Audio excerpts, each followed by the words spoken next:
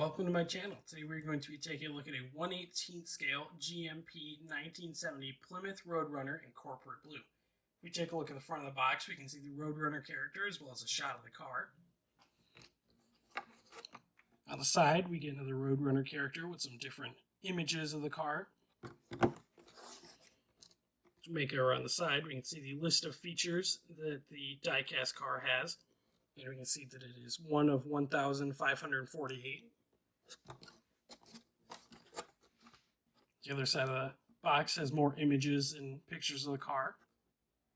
Here is the styrofoam casing that the Road Runner comes in. You can see we've got the GMP plastic key there that holds the whole thing together.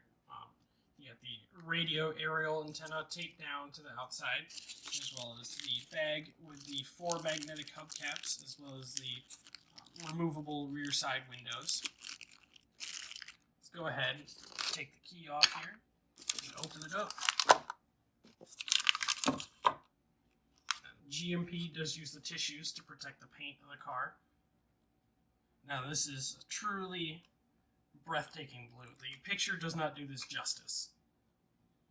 See, it's nicely cradled in the styrofoam.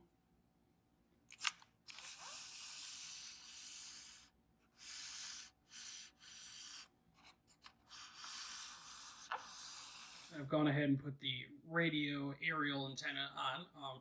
That was quite difficult to get on because it did not want to go into its hole, so it took quite a bit of pushing to get it in there. Let's go ahead and put the Plymouth silver hubcaps onto the car. They are magnetic and just stick right onto the wheels. It creates a very nice look for the car, seeing as it is a very blue appearance to it. Everything is blue on the exterior. There are no stripes or anything to break it up. Let's go ahead and take a closer look at the car. The front end of the Road Runner has a bold and aggressive look to it with the dual headlights on either side of the grille. We got the Plymouth badging on the inside of the grille there. There's a nice little Plymouth license plate with the Road Runner on it on the front of the car there. There is a little bit of gapping on the chrome edging that goes around the grille. It's tight on that side, but it's a bit of a gap over here. And then, as you can see, the radio antenna does not go straight up and down. It goes off on a bit of an angle. Let's go ahead and take a look inside the engine bay. Here's a look inside the engine bay of the Road Runner. And first off, I would like to point out the real metal hinges and springs that are on the hood that allow it to open instead of using the dog leg hinges. We can see the Coyote Duster badging on top of the air cleaner there with Wile E. Coyote. This engine bay is beautiful, all the correctly plumbed and wired, all the hoses and lines going where they need to go. Up front here, we've got the purple Road Runner horn. And you see the brake master cylinder has the brake lines going off the fluid reservoir there. Everything is very nicely detailed, all down to the correct badging and correct safety decals that would be in there. Very nicely done. On the underside of the hood, we can see all the vacuum lines and hoses that allow the air grabber air scoop on the hood to open and close, bringing in more air for the Hemi engine. Here's a side profile of the air grabber in its up position. You can see the air grabber badging on the side. On the back side of the hood bulge where the air grabber is, we can see the Hemi badging that would be visible from the passenger area of the car. As we make our way down the driver's side of the vehicle, you can see the little Road Runner character on the front fender of the car. Get a better look at the steel wheels there with the hubcaps on them.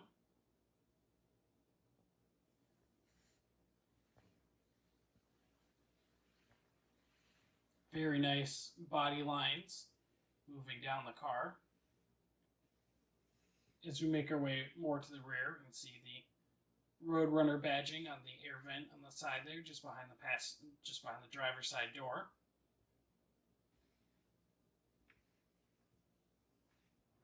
Here's a look inside the interior of the Road Runner. As we can see here, it has the all black dash.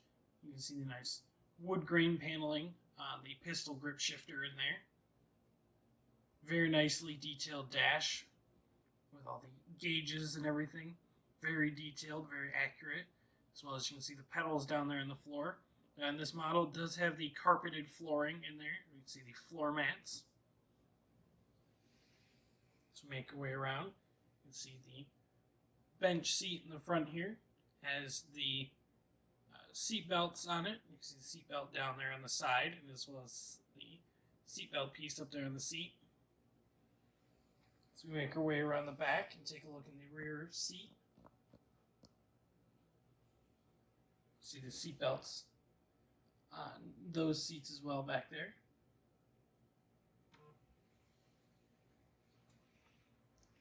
Now these seats, they do tilt forward. As we get a look up into the headliner of the Road Runner, we can see this does have the fold down sun visors as well as the fully detailed headliner. You can see the shoulder restraint seatbelt parts are tucked away up there in the headliner as well as the dome light. Let's get a nice look at the rear end of the Road Runner here. We can see up in the top corner, there is the Road Runner character again, as well as the Road Runner badging on the edge of the trunk deck lid. See, this has a Georgia Blue Bayou license plate. You can see the dual exhaust tips there, just besides or underneath the reverse lights. At the trunk here, we can see a full-size spare and the corporate blue steel wheel, as well as the cloth inlay inside the trunk there. And that is actually a cloth piece inside of there. Let's go ahead and take a look here. You can see the jacking instructions for the spare tire on the underside of the trunk deck lid. As we make our way down the passenger side of the Road Runner, following the beautiful body lines of the vehicle, we come to the Road Runner badging on the vent that is behind the passenger side door. As we make our way to the passenger side door, the door has no body gaps there. Everything is nicely spaced out. It fits very nicely into the car, and everything is very well done on it. The only thing that I do have to point out, you can see it kind of in there, is there is some bubbling in the paint there. We can see a little bit up there, as well as a little bit down there. To make our way down, we can see the small Chrysler emblem down there behind the front wheel.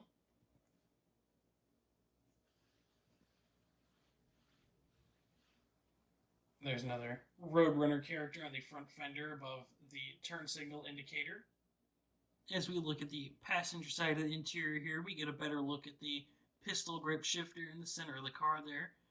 That shifter can actually be moved around. That's one of the features of the car, is the shifter can be moved. Another feature of the car is the glove box is able to be opened.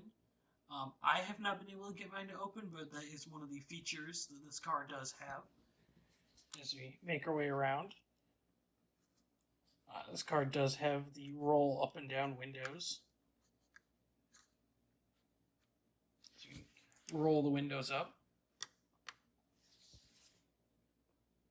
It does fit nicely. And then one of the rear window pieces that came would go back there. Here's a view of the passenger side of the car with the rear window in as well as the window rolled up. As we take a look at the underside of the vehicle, we can see the fully detailed underside of the engine in the Hemi orange there.